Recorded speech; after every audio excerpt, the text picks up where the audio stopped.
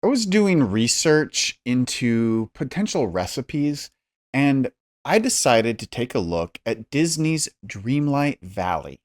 This game has a wide range of food recipes, but one that stood out to me was the gumbo.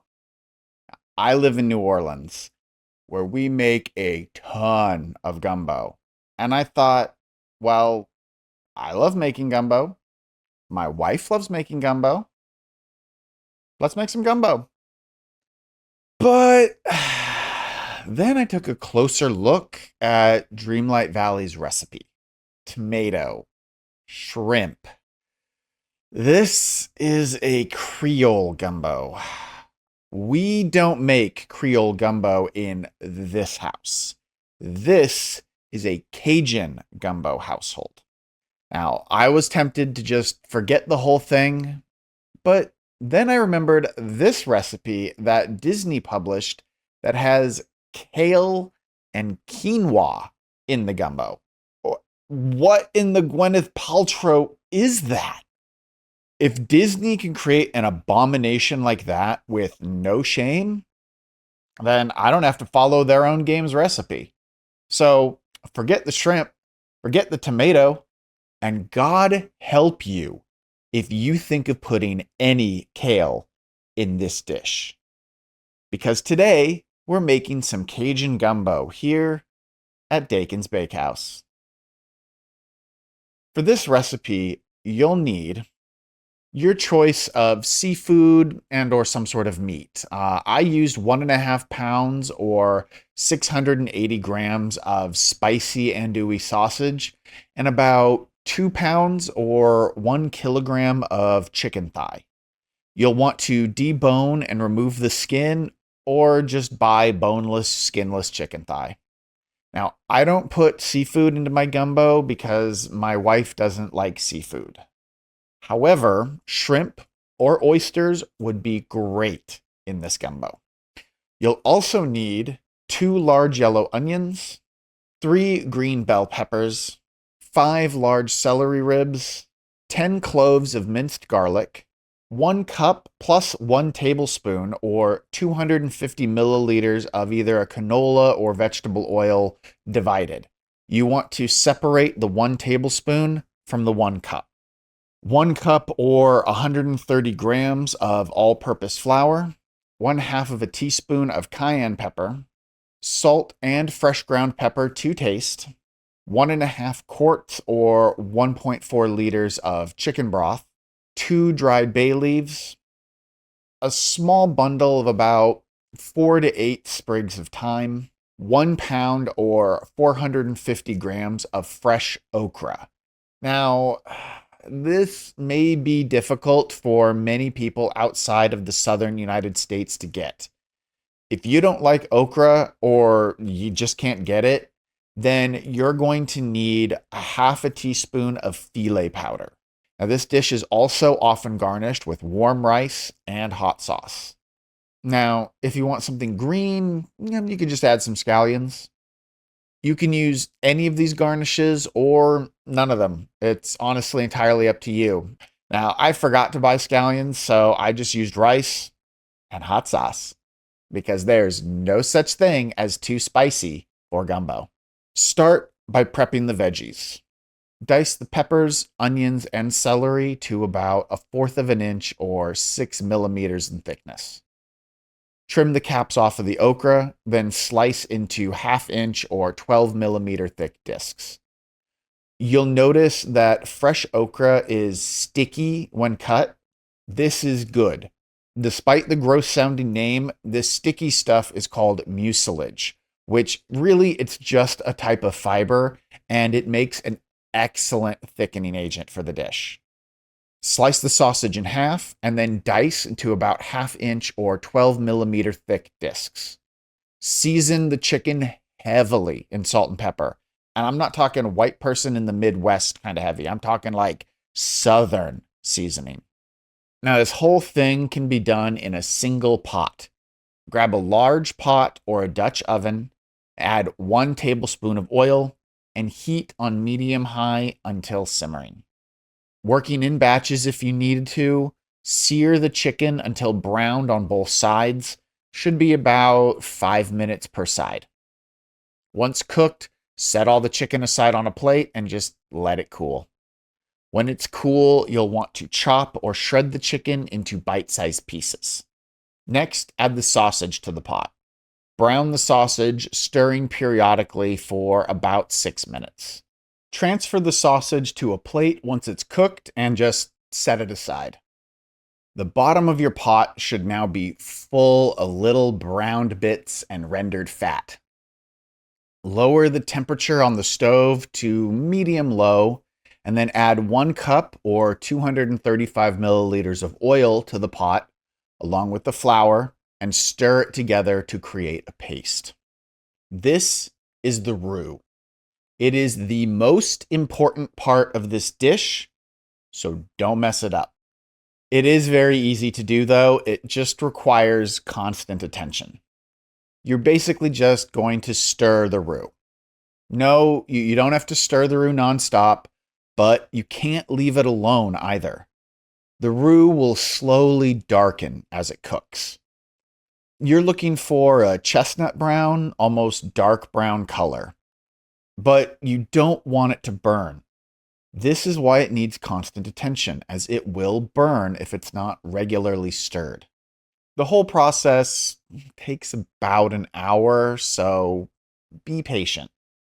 Now, if you're not using okra, you can get away with a slightly lighter color of roux. The darker a roux gets, the better the flavor. However, the worse the roux becomes as a thickening agent. This is why filet powder is often used as well. It acts as a thickener. Without the mucilage from the okra, you need an alternative way to thicken the gumbo. Now, I recommend a darker roux and using filet powder, but if you are having a hard time getting filet powder and you're not using the okra, then just cook your roux for about 30 to 45 minutes. The lighter roux will be a better thickening agent for the gumbo. Once your roux is ready, add your onion, celery, and bell pepper to the pot. Sprinkle in a light amount of salt and just start stirring the roux. Increase the heat to medium-high and cook, scraping off the brown bits as the vegetables soften and release their moisture. This whole process should take around 10 to 15 minutes. Add in the garlic, cayenne, and a lot of black pepper.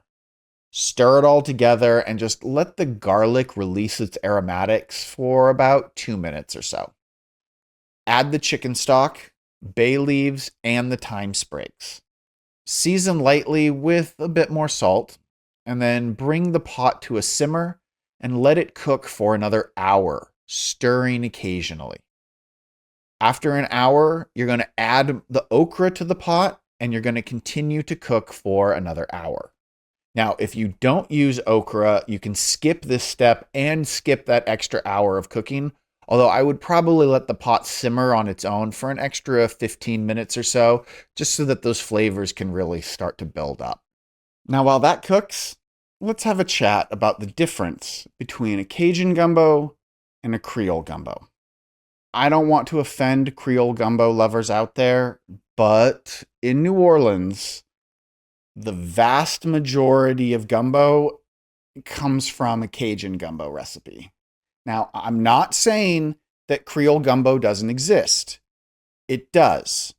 There are absolutely families with ancient Creole gumbo recipes. It's just not as prevalent in New Orleans as Cajun gumbo is. So, what's the difference? Tomatoes. Cajun gumbo doesn't use tomatoes. Creole gumbo does. Most Creole gumbos also tend to favor seafood, while Cajun gumbo almost always has sausage in it. Though there are recipes for Cajun gumbo that don't have sausage, and many Cajun gumbo recipes also have seafood in them. You'll even find Creole gumbo recipes that have sausage and chicken in them, which is why I say the main divide is on the tomatoes. You will never find tomatoes in a Cajun gumbo recipe. You know what else you'll never find in gumbo? Disney? Kale. We don't put kale in gumbo. And we don't put quinoa in gumbo either. Gumbo is not supposed to be healthy. It's comfort food. Disney received so much hate for that recipe that it did not take them long to take down their video and scrub the recipe from the internet.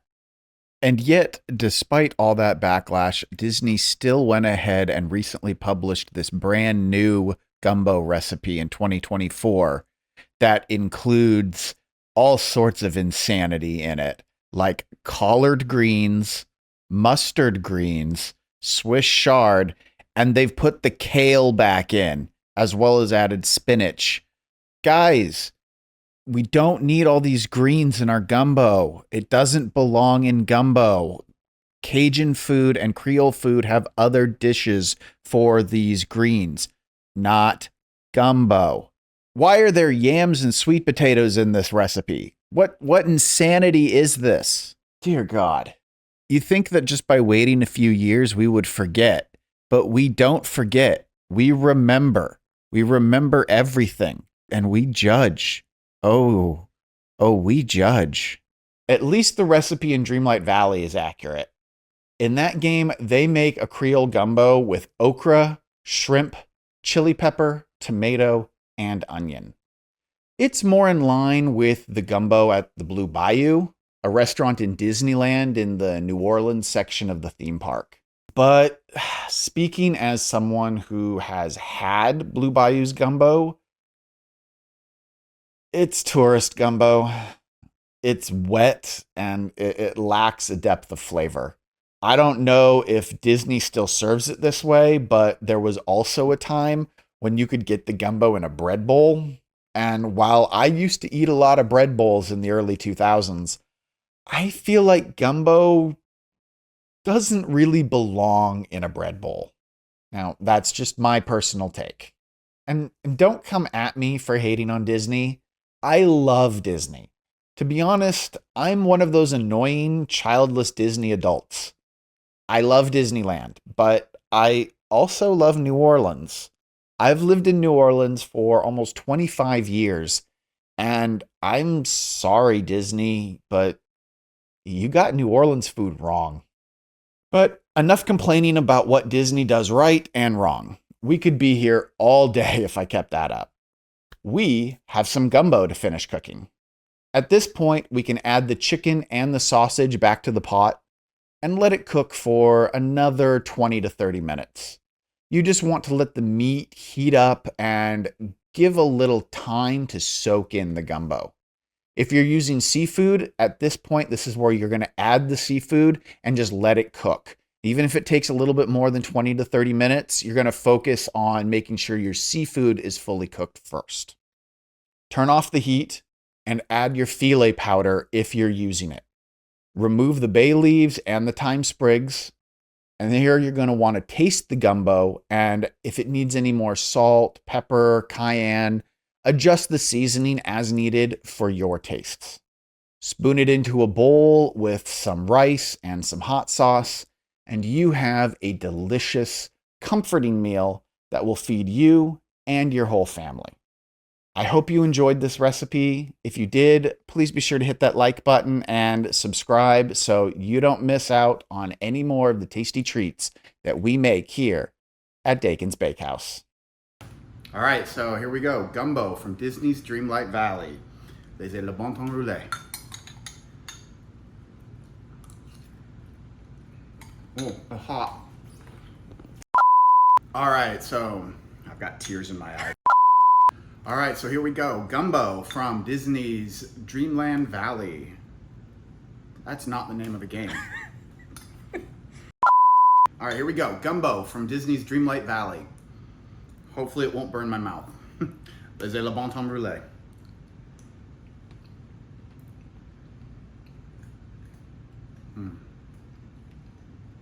God, I love gumbo. It's so rich and just deep. It's a hearty a really hearty kind of comfort food. Just every single bite is just, it's hard to describe. It is delicious. I highly recommend that you make this dish. So good. Seriously. I don't know how else to describe it. It's got a very deep flavor, very, I don't want to say earthy because that's not the taste, but that okra just adds this real depth of flavor. Your taste buds are constantly getting these just different pings on them. You know, as you get the salty, you get the fat. There's a little bit of acid in there, especially if you add some hot sauce. You can really add some extra acid to it, and just make it pop. Take it to that next level, you know?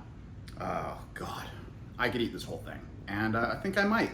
So, cheers.